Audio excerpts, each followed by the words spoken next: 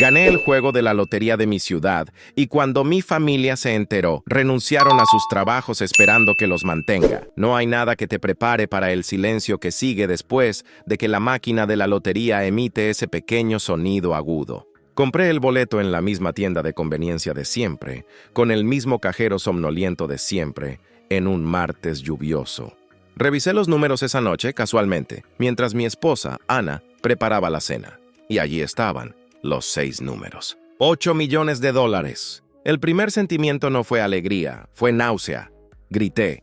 Ana pensó que me había cortado un dedo. Cuando le mostré el boleto, ambos nos sentamos en el suelo de la cocina y lloramos. Éramos gente de trabajo. Yo era supervisor en un almacén de logística. Ana es asistente administrativa. 8 millones no nos convertían en multimillonarios, pero significaban que nuestros problemas de dinero se habían evaporado. Hicimos lo que se suponía que debíamos hacer. Llamamos a un abogado, luego a un asesor financiero. Seguimos todos los pasos para reclamar el premio. Cuando el dinero finalmente llegó a una cuenta bancaria recién creada, una semana después, hicimos una cena familiar para dar la noticia. La reacción fue eufórica. Mi madre lloró. Mi padre me abrazó tan fuerte que me rompió una costilla. Mi hermano mayor, David, y su esposa Laura brindaron por el futuro de la familia. Fue una noche increíble. Acordamos mantenerlo en secreto. Les pedí tiempo. Les dije que Ana y yo necesitábamos un plan financiero antes de hacer nada. Todos asintieron, todos sonrieron. El lunes siguiente, mi madre me llamó. «¿Hecho, cariño? Tu padre y yo acabamos de renunciar. ¡Por fin! Jubilación anticipada». Me quedé helado. «Mamá, ¿qué?» «Te dije que necesitaba tiempo para...» Ella se rió, como si yo fuera un niño tonto. «No te preocupes por eso, Mateo, tu padre se lo merece». Antes de que pudiera discutir, llamó mi hermano David. «Estoy fuera, hermanito». «Le dije a mi jefe que se fuera al diablo». «Laura y yo estamos oficialmente retirados». En el lapso de una hora, mi familia nuclear había renunciado a sus trabajos. Intenté llamar a mi padre para razonar con él, pero no contestó. Ana me miraba con pánico. Pero lo peor no fue que renunciaran, fue lo que vino después. Esa misma tarde, empecé a ver las publicaciones en Facebook. Mi padre, de 59 años y ahora desempleado, publicó una foto de sí mismo en el concesionario de BMW, sonriendo con el pulgar arriba junto a un sedán nuevo color grafito. El pie de foto decía, «Empezando mi jubilación con estilo. Gracias, Mateo, por el regalo». Mi madre publicó en Instagram una foto de su muñeca, adornada con un brazalete de tenis de diamantes que yo sabía que costaba más que mi auto. Acostumbrándome a la buena vida. Mi hijo sabe cómo consentir a su madre. Luego mi hermano David publicó un render 3D de la nueva cocina de sus sueños con la leyenda: «La demolición comienza el lunes. Por fin la casa que mi reina Laura se merece». Me quedé mirando el teléfono, sintiendo que la sangre se me drenaba de la cara. Habían pasado menos de 8 horas desde que renunciaron. No solo habían renunciado, habían salido y habían empezado a gastar dinero que yo no les había dado, dinero que no tenían, asumiendo que yo simplemente pagaría la factura. El teléfono sonó. Era mi padre. «Mateo», dijo, su voz alegre, sin rastro de duda. «El vendedor del concesionario necesita los detalles de tu cuenta para la transferencia». Se los di, pero dijo que necesitaba tu aprobación verbal. «El total es de 68,000. Hazlo rápido, quiero llevarlo a casa esta noche». Me quedé en silencio. No podía formar palabras. «Mateo, ¿estás ahí? Ah, y tu madre y yo hicimos unos cálculos. Para mantener nuestro estilo de vida, los impuestos de la casa y los nuevos seguros, necesitaremos una pensión mensual. Creemos que $8,000 al mes para empezar es justo. Es tu deber, hijo, cuidar de tus padres. Hablamos luego». Colgó. Antes de que pudiera respirar, entró un mensaje de texto de mi hermano David. «Oye, campeón, te envié la factura del contratista de la cocina. Son 40,000. Y Laura quiere una camioneta nueva para llevar a los niños. Transfiérenos unos 100,000 para cubrirlo todo». «Gracias». No era una petición, era una orden de pago. Se habían vuelto locos. Actualización 1. Gracias a todos por sus comentarios en mi primer post. La verdad es que me sentí menos loco al leerlos. Muchos me dijeron que pusiera un alto de inmediato, que esto era solo el comienzo. Tenían toda la razón. Lo que no podía describirles era el silencio en mi casa después de esa ráfaga de llamadas y mensajes. Ana y yo nos quedamos sentados en la mesa de la cocina durante casi una hora, sin decir nada. El teléfono de mi padre pidiendo los 68,000, la pensión de 8,000, el mensaje de mi hermano David pidiendo 100,000. Era tan absurdo que parecía un mal sueño. Ana fue la primera en hablar. «No es infinito, Mateo», dijo en voz baja con los ojos fijos en la pared.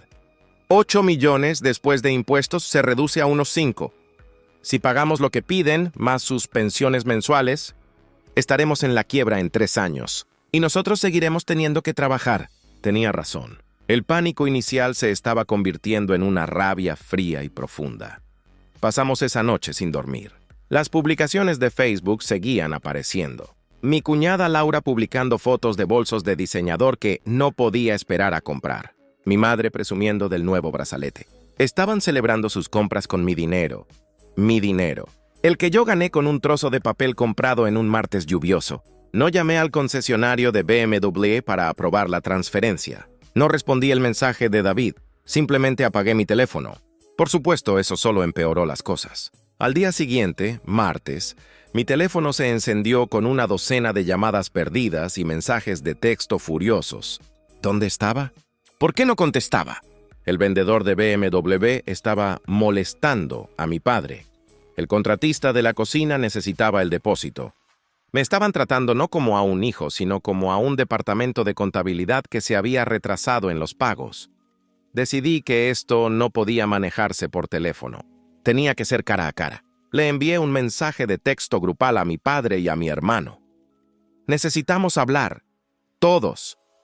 Vengan a mi casa esta noche a las 7 y traigan sus facturas. La respuesta de mi padre fue casi inmediata, ya era hora. Estás haciendo esperar al vendedor. Ni siquiera leyó el tono del mensaje. Ana estaba nerviosa, pero yo estaba decidido. Pasé el día hablando con nuestro asesor financiero, quien estaba horrorizado. Me aconsejó que no les diera ni un centavo, que cualquier pago podría establecer un precedente legal peligroso de dependencia. Mateo dijo, esta gente se ha vuelto loca. Tienes que protegerte. A las 7 en punto sonó el timbre. No tocaron suavemente. Fue un timbrazo largo y exigente. Allí estaban, mi padre, mi madre, mi hermano David y mi cuñada Laura. No entraron pidiendo disculpas. Entraron como si fueran los dueños del lugar, visiblemente molestos por la demora. «Bueno, ya estamos aquí, Mateo», dijo mi padre, sin siquiera saludar a Ana. «¿Vas a hacer la llamada al concesionario?» He tenido que dejar el auto allí. Es humillante. Mi hermano David se sentó en mi sofá, abrió su maletín y sacó una laptop. «En serio, hermano», dijo David. «Casi arruinas la cita con el contratista. Laura tuvo que moverlo para mañana». Laura se estaba mirando las uñas, como si todo el asunto la aburriera. Mi madre, sin embargo, fue la peor. Entró en mi cocina, miró alrededor y dijo, «Bueno, al menos ahora tendrás dinero para arreglar este lugar. Estas encimeras son tan anticuadas». «Siéntense», dije, y mi voz sonó más dura de lo que pretendía. Se sentaron alrededor de la mesa de café. «Trajeron las facturas como les pedí». Mi padre resopló. «Por supuesto que las traje». Arrojó la orden de compra del BMW sobre la mesa. Mi madre, sonriendo, deslizó el recibo de la joyería. David les hizo un gesto. «Yo me encargo desde aquí». Abrió su laptop y la giró para que yo la viera. Había una hoja de cálculo. Una maldita hoja de cálculo. «Verás, Mateo», dijo con el tono de un gerente condescendiente. «Hemos hecho algunos cálculos para optimizar el flujo de efectivo familiar. En la pantalla estaba mi premio. 8 millones. Luego una columna de gastos inmediatos. La hipoteca de la casa de mis padres, 150,000. La hipoteca de David y Laura, 220,000. El BMW, 68,000. La cocina de David, 40,000. El nuevo sub para Laura, 50,000. Un fondo de liquidación para las tarjetas de crédito de todos, 30,000. Y luego estaba la siguiente pestaña. Gastos operativos mensuales. Era una lista de salarios. Padre y madre, $8,000 al mes, libres de impuestos. David y Laura, $10,000 al mes, porque tienen 2 hijos y sus gastos son mayores. Miré los números. Solo en gastos inmediatos estaban exigiendo más de $500,000. Y luego, pensiones anuales que sumaban $216,000. Cada año, levanté la vista de la laptop. Todos me miraban con expectación. como si esperaran que les diera las gracias por organizar mis finanzas. Ana estaba pálida, agarrando mi mano con tanta fuerza que sus uñas se clavaban en mi piel. Esperé un largo momento. ¿Terminaron?, pregunté. David asintió sonriendo. Sí, eso es todo por ahora. Bastante simple, ¿verdad? Cerré la laptop. La empujé de vuelta hacia él por la mesa. No, dije. El silencio fue inmediato. Las sonrisas desaparecieron. ¿Qué quieres decir con no?, le preguntó mi padre, su voz bajando a un gruñido. No voy a pagar el auto. No voy a pagar la cocina. No voy a pagar sus hipotecas. Y ciertamente no voy a pagarles un salario mensual por respirar. Mi cuñada. Laura finalmente levantó la vista. ¿De qué estás hablando, Mateo? Ya le dije a mis amigas lo de la cocina. Mi hermano David parecía confundido. Mateo es una hoja de cálculo. Los números funcionan. ¿Cuál es el problema? El problema, David, dije poniéndome de pie, es que están locos. Todos ustedes han perdido la cabeza. Es mi dinero, mío. Renunciaron a sus trabajos sin consultarme. Se fueron de compras con MI Dinero sin mi permiso. ¿Y ahora vienen aquí y me exigen que pague sus deudas? Fue mi padre quien explotó. Se puso de pie de un salto. Su rostro se puso de un rojo violáceo. ¡Hijo miserable!, rugió golpeando la mesa con el puño. Después de todo lo que hemos hecho por ti, ¿te atreves a humillarme frente a un vendedor de autos? ¿Haces que tu madre parezca una mentirosa con sus amigas? Ese dinero es de la familia. No tendrías nada si no fuera por nosotros. ¡Yo compré el boleto!, le grité. ¡Tú no tuviste nada que ver con esto! ¡Te dimos la vida!, gritó, su rostro a centímetros del mío. ¡Te criamos! ¡Te alimentamos! Es tu deber pagar. Es tu deber cuidar de nosotros ahora que podemos descansar. ¡Nos lo debes! Se quedó allí, respirando con dificultad, el pecho agitado. Mi madre lo miraba con adoración, como si acabara de ganar una guerra. David y Laura asentían. No estaban avergonzados. Estaban de acuerdo con él. Me di cuenta en ese momento de que no había nada que salvar. Habían declarado la guerra.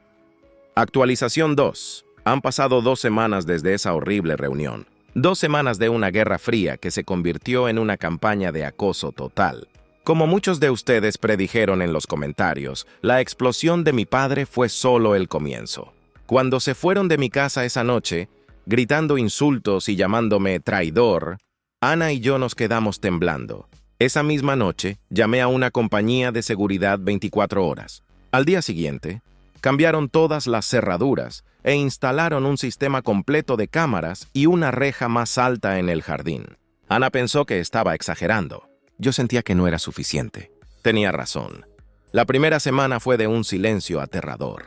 No respondí a sus llamadas, que pasaron de ser exigentes a furiosas y luego a mensajes de texto llenos de culpa. Mi madre me enviaba fotos de cuando era niño con textos como ¿dónde está el hijo que crié? Mi padre me enviaba enlaces a artículos sobre el deber de los hijos. Era un bombardeo psicológico. Pero entonces las facturas vencieron. Y el verdadero infierno comenzó. El primer teléfono que sonó no fue el mío, fue el de la casa. Era el concesionario de BMW. Preguntaban por mi padre, diciendo que la transferencia de $68,000 había sido rechazada. Con calma, le informé al vendedor que mi padre no vivía en esta dirección y que yo no tenía ninguna relación con esa compra. Colgué. 1 hora después, llamó la joyería. Mismo escenario. Luego, el contratista de la cocina de mi hermano David, furioso, diciendo que el cheque de depósito de $40,000 había rebotado. Aparentemente, David le había dado un cheque sin fondos, asumiendo que yo transferiría el dinero a su cuenta antes de que el contratista lo cobrara. Les dije a todos lo mismo. No soy responsable de esas deudas. Tienen que hablar con las personas que firmaron los contratos. Por supuesto, eso fue exactamente lo que hicieron. Y mi familia, al darse cuenta de que los acreedores los perseguían a ellos, decidió que la solución era simple: redirigir el fuego hacia mí. Fue como si accionaran un interruptor. Mi teléfono móvil, el que uso para el trabajo, el que tiene Ana, se convirtió en territorio enemigo. De repente empecé a recibir docenas de llamadas al día. No eran de mi familia, eran de agencias de cobros. Estamos llamando por una deuda a nombre de... Tenemos un aviso de impago para... Resulta que mi padre, mi madre y mi hermano les habían dicho a todos sus acreedores que yo era su gerente financiero y que yo era la persona responsable de autorizar todos los pagos. Les dieron mi número de teléfono personal. El concesionario de BMW, sintiéndose engañado, puso la deuda en manos de una agencia de cobros muy agresiva. El contratista de la cocina amenazó con poner un gravamen sobre la casa de mi hermano, y David le dijo: «Hable con mi hermano Mateo, él tiene el dinero». Ana estaba aterrorizada. Los teléfonos sonaban sin parar. Dejamos de contestar a números desconocidos, pero iban directos al buzón de voz, llenándolo de amenazas legales grabadas. La situación alcanzó su punto crítico el viernes pasado. Eran casi las 10 de la noche. Ana y yo estábamos viendo una película, tratando de fingir normalidad, cuando oímos un golpe ensordecedor en la puerta principal. No era un toque, era un puñetazo. Luego otro. Miré el monitor de seguridad. Era mi hermano David. Estaba solo, borracho, con la cara desencajada por la rabia. «¡Mateo!», gritó su voz rota. «Sé que estás ahí, bastardo. Abre la puerta». Ana ahogó un grito. «Van a quitarme la casa, Mateo. Van a embargar el auto de Laura. Mis hijos no tendrán dónde vivir. ¡Arruinaste mi vida!». Se tambaleó hacia atrás y empezó a patear la puerta. «¡Me lo debes! ¡Me lo debes, maldita sea!». Ana ya estaba llamando a la policía. David vio la luz de la cámara de seguridad parpadeando. «Oh, ahora eres un niño rico con cámaras. ¿Nos vas a ver sufrir desde ahí dentro?». Se abalanzó sobre la reja del jardín e intentó escalarla. Resbaló y cayó de espaldas. Fue patético y aterrador. La policía llegó en 5 minutos. Lo encontraron llorando y gritando en la acera. Cuando los oficiales hablaron con nosotros, me sentí increíblemente avergonzado. Les explicamos la situación. No quisimos presentar cargos. Solo queríamos que se fuera. Se lo llevaron por escándalo público y por estar ebrio. Me quedé despierto toda la noche, sintiéndome como el peor ser humano del planeta, pero también atrapado en una rabia que no podía describir. Pensé que ese era el fondo. Estaba equivocado. Ana salió a recoger el correo y nuestra vecina de al lado, una mujer amable llamada Clara, se acercó a ella. Su cara era una mezcla de lástima y preocupación. «Ana, querida», dijo en voz baja, «no quiero meterme, pero tu suegra me llamó ayer». Me acerqué a la puerta. Mi madre había llamado a todos nuestros vecinos. A todos. Les contó una historia desgarradora. Les dijo que su hijo, Mateo, había ganado la lotería y que, en un ataque de codicia, había engañado a sus ancianos padres y a su hermano para que le dieran sus ahorros para invertirlos. Y que luego se había quedado con todo, abandonándolos en la ruina, negándose a devolverles su dinero. Lloró por teléfono, diciendo que tenía miedo de que mi esposa manipuladora, Ana, me hubiera lavado el cerebro. Les dijo que estábamos a punto de huir del país, dejando a nuestra familia en la calle. Clara nos miraba como si fuéramos monstruos. Nos había traído galletas la semana pasada. Ahora nos miraba con miedo. Mi familia no solo me estaba acosando por dinero, estaban destruyendo activamente mi reputación, mi matrimonio y mi vida en la comunidad. Estaban tratando de aislarme, de pintarme como el villano para que, cuando la gente viera sus autos embargados, me culparan a mí. Ya no era una cuestión de dinero, era una cuestión de supervivencia. Ana y yo nos sentamos esa noche y tomé una decisión. No iba a dejar que me destruyeran, iba a terminar esto. Llamé a mi abogado. Actualización 3, ha pasado un mes en el que mi vida se convirtió en un asedio legal y emocional. Después de que mi madre llamara a mis vecinos, algo dentro de mí se rompió. Como muchos de ustedes me dijeron, esto ya no era una familia pidiendo dinero, era una extorsión, era una destrucción coordinada de mi reputación, todo porque me negué a ser su cajero automático personal. Ana y yo dejamos de sentirnos seguros en nuestra propia casa. Cada vez que pasaba un auto nos sobresaltábamos. Las cámaras de seguridad nos daban algo de paz, pero vivíamos bajo un estrés constante. Las agencias de cobro no paraban. Y aunque mi abogado Miguel les enviaba cartas de cese y desista, el daño a mi nombre ya estaba hecho.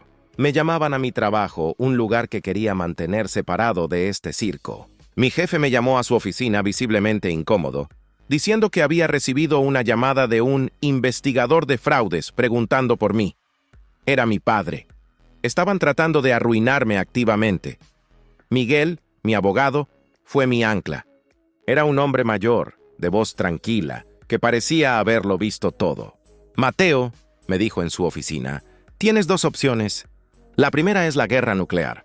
Los demandamos por difamación, por acoso. Luchamos contra cada agencia de cobros. Nos llevará años, costará una fortuna y al final, ¿qué ganas? Una familia rota que te odia aún más.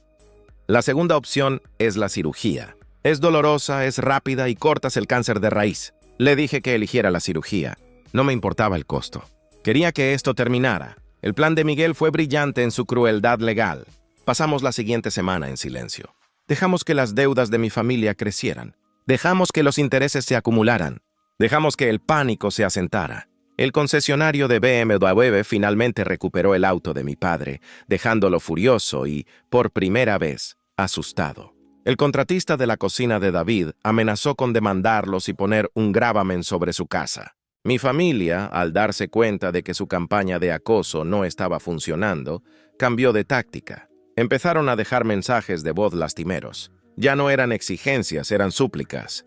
«Mateo, por favor, van a quitarnos la casa». «¿Cómo puedes dejar que esto le pase a tus sobrinos?», lloraba mi cuñada Laura. Era asqueroso. Finalmente Miguel hizo el movimiento. Envió un correo electrónico formal a mi padre y a mi hermano. La redacción era fría.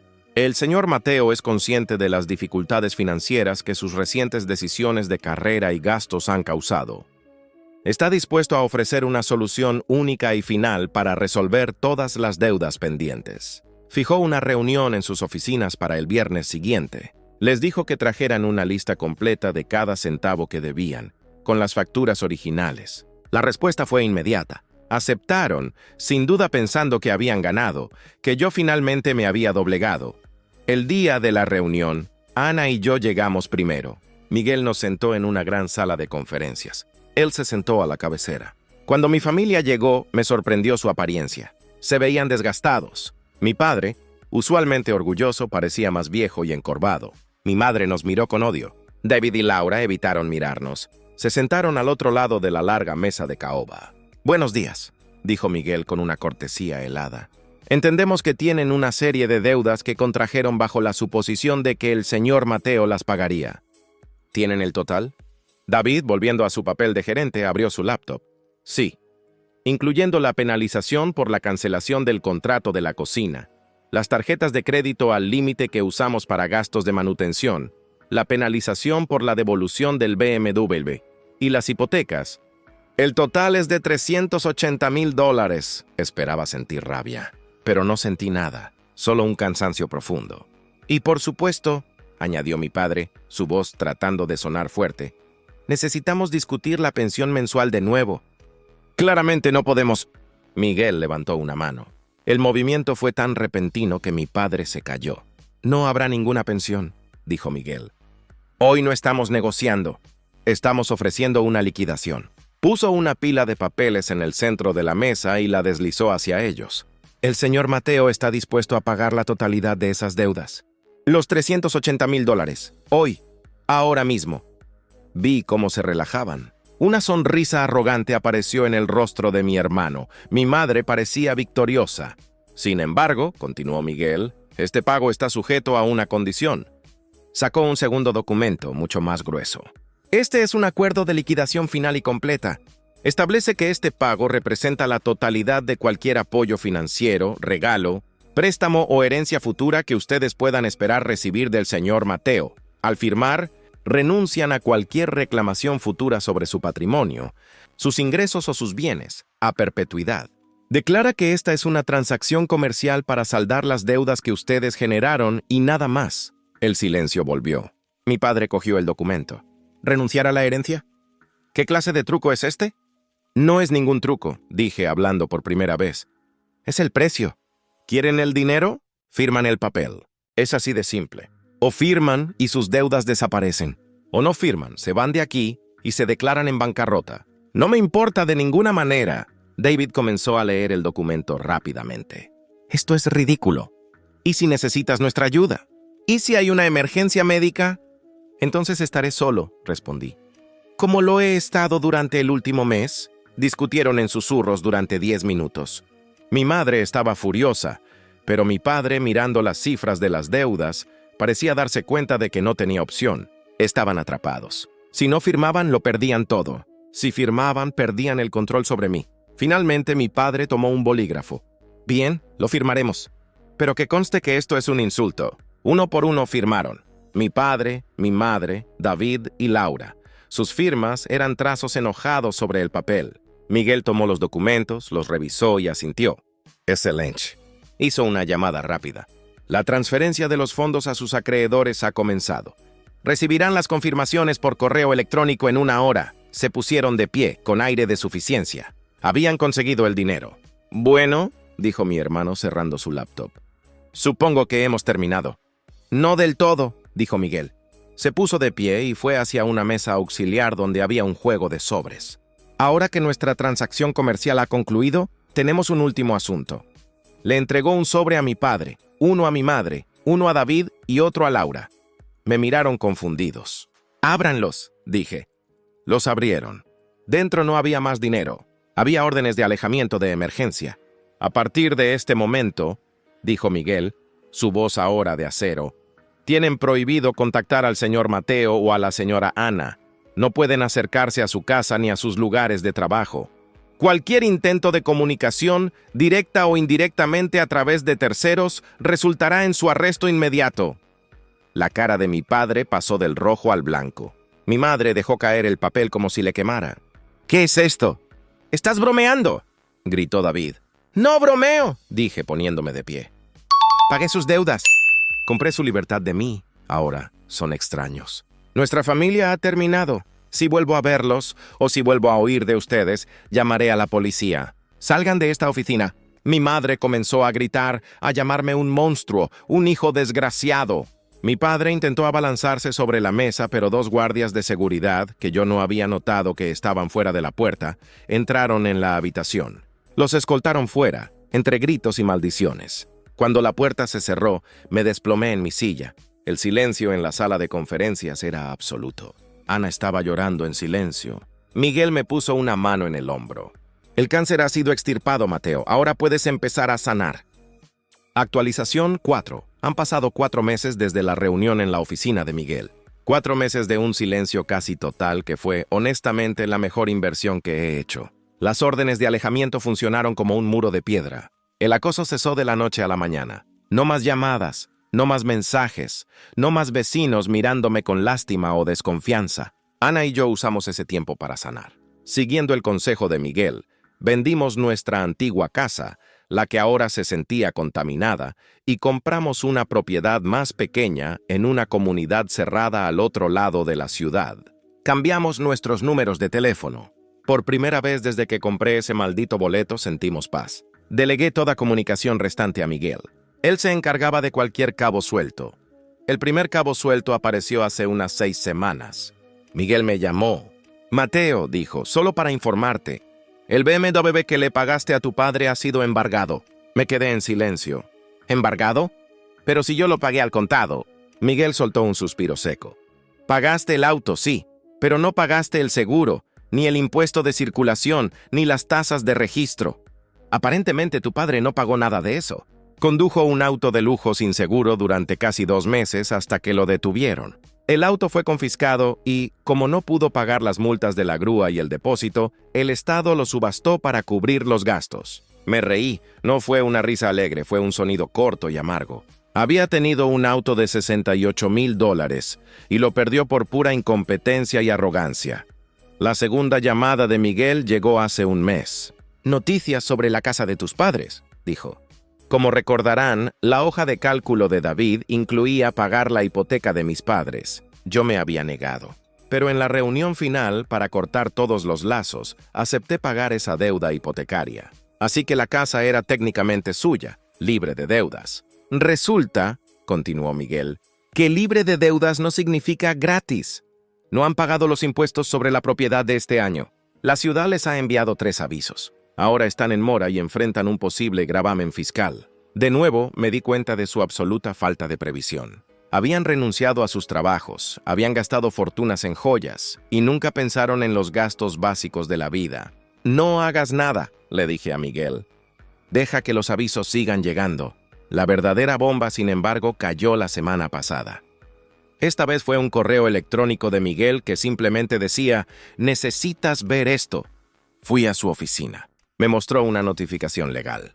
La casa de mi hermano David y mi cuñada Laura había entrado en ejecución hipotecaria. Yo había pagado sus deudas de gastos, la cocina, las tarjetas, pero me había negado rotundamente a pagar su hipoteca de $220,000. Sin trabajos, sin ahorros y sin mí para saquear, habían dejado de pagar la hipoteca hacía 4 meses. Ahora, el banco los estaba desalojando. Tenían 30 días para abandonar la propiedad. Ahí estaba, el fondo. El BMW se había ido. La casa de mis padres estaba en peligro. La casa de mi hermano estaba perdida. Todo el castillo de naipes que construyeron sobre mi dinero se había derrumbado. El descaro se había evaporado, reemplazado por un pánico puro y abyecto. El silencio se rompió. Miguel empezó a recibir llamadas diarias. No de ellos. No se atrevían por la orden de alejamiento. Llamaban amigos de la familia, tíos lejanos, cualquiera que tuviera una conexión conmigo. Todos con el mismo mensaje. Están devastados. Lo han perdido todo. Solo quieren hablar. Solo quieren disculparse. Durante una semana le dije a Miguel que los ignorara, pero las súplicas se volvieron más desesperadas. Finalmente, llegó una carta formal del nuevo abogado de mi padre. No era una demanda, era una solicitud formal de mediación. Escribió que sus clientes estaban arrepentidos y buscaban una reconciliación familiar y una solución a su situación laboral. Ya no hablaban de pensiones, hablaban de trabajo. Hablé con Ana esa noche. El odio se había disipado, reemplazado por un cansancio profundo como el océano. «No quiero que vuelvan a nuestras vidas, Mateo», dijo ella. «Pero tampoco quiero vivir el resto de mi vida mirando por encima del hombro. Si hay una manera de terminar esto, de verdad, quizás deberíamos escucharla». Tenía razón. Le dije a Miguel que organizara una última reunión, en su oficina, con un guardia de seguridad en la puerta.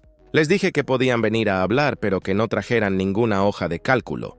Actualización 5. Han pasado 6 meses desde la reunión donde firmaron las órdenes de alejamiento. 6 meses de completo silencio. Ana y yo usamos ese tiempo para reconstruir nuestra vida, pero no huyendo, sino fortaleciendo nuestras defensas. Como muchos de ustedes sugirieron, vendimos nuestra casa, la que ahora se sentía expuesta y contaminada por el acoso.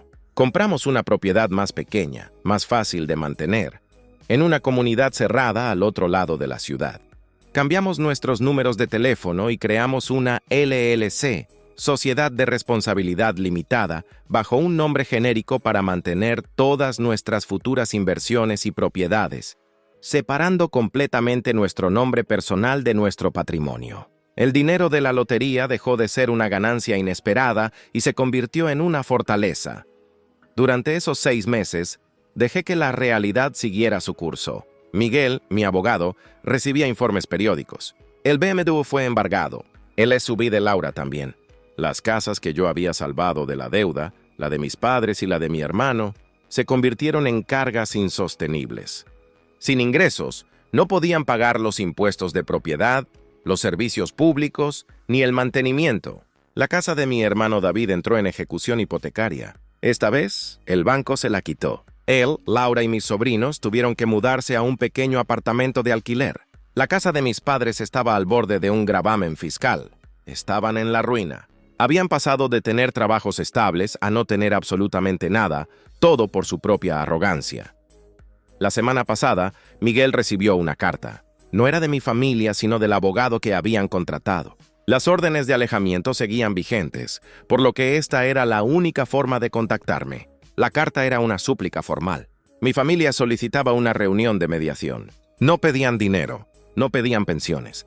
La carta usaba palabras como arrepentimiento profundo, situación desesperada y solución laboral. Estaban pidiendo trabajo. Hablé con Ana. El odio se había enfriado y se había convertido en una especie de lástima cansada. «No los quiero cerca, Mateo», dijo ella. «Pero no quiero que mis sobrinos vivan en la calle». «¿Qué hacemos?». Yo sí sabía qué hacer. Había estado planeando esto durante meses. Le dije a Miguel que aceptara la reunión. El escenario fue el mismo, la sala de conferencias de Miguel. Ana y yo de un lado, mi padre, mi madre y mi hermano David del otro. Laura no estaba. La orden de alejamiento seguía activa para ella por el incidente del acoso. La diferencia esta vez era palpable. No había arrogancia, no había hojas de cálculo, se veían demacrados. Mi padre, que siempre había sido un hombre orgulloso, parecía 10 años mayor, con los hombros caídos. Mi madre tenía los ojos hinchados. David miraba fijamente la mesa. Su abogado habló primero, diciendo que sus clientes habían aprendido una lección terrible y que solo buscaban una forma de recuperar su dignidad. Entonces mi padre habló. Su voz era un susurro ronco. «Mateo», dijo sin mirarme, «nos equivocamos. Estábamos deslumbrados. Actuamos como idiotas. Lo perdimos todo. Mi casa». «La casa de tu hermano». Se le quebró la voz. Solo necesitamos trabajo. Cualquier cosa. No podemos conseguir entrevistas. Nadie nos contrata a nuestra edad, no después de renunciar así. Estamos desesperados. Mi madre estaba llorando en silencio. Dejé que el silencio se asentara. Luego me incliné hacia adelante. Tienen razón. Están desesperados. Y es enteramente su culpa. Miré a mi abogado, Miguel, quien tomó la palabra. Como saben, dijo Miguel en tono formal, como parte del acuerdo de liquidación de deudas de hace 6 meses, el señor Mateo, a través de su nueva corporación, adquirió varios activos. Uno de esos activos fue una pequeña empresa de manufactura local que estaba a punto de declararse en bancarrota. Mi padre levantó la vista confundido. Esa era mi antigua empresa. ¿Quebró? No, dije yo tomando la palabra. No quebró. Yo la compré. La compré por centavos justo antes de que cerrara. He pasado los últimos 4 meses reestructurándola. Soy el nuevo dueño. Soy el nuevo jefe.